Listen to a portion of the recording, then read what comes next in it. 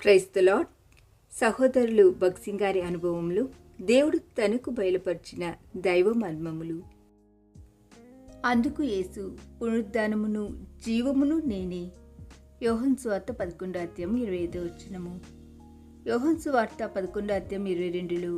నీవు దేవుని ఏమి అడిగినను దేవుడు నీకు అనుగ్రహించును.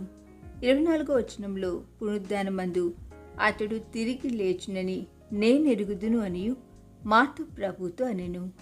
లాజరు ఆ దినమందు తిరిగి లేచునని ప్రభు చెప్పినను ఆమె నమ్మలేకపోయెను. అయితే అంత్యదినమునందు లేచునని ఆమె నమ్మెను.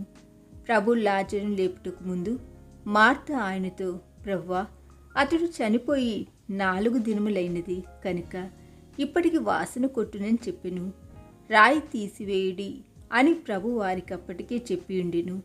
లాజరును బ్రతికించుటకే ప్రభు చెప్పినని వారు గ్రహించవలసి ఉండెను.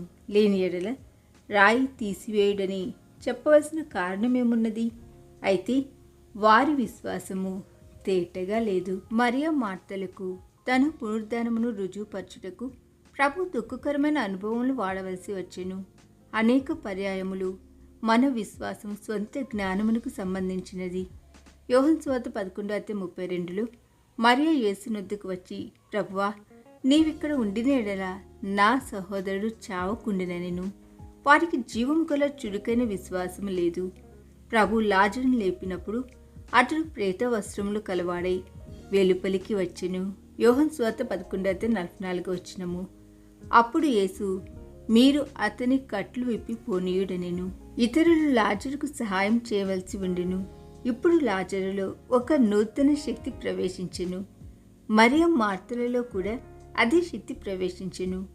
ఇప్పుడు మార్త, మరియా, లాజరులు ఒక సంతోషకరమైన కుటుంబముగా మారిరి. మనం పునరుద్ధాన శక్తిని అనుభవించిన పిమ్మటనే దేవుని ఏర్పాటును తేటగా అర్థం చేసుకొనగలము. ఈ దిన ధ్యానము మనందరి ఆత్మీయ జీవితమునకు ఆశీర్వాదకరముగా ఉండునుగాక. ఆమేన్.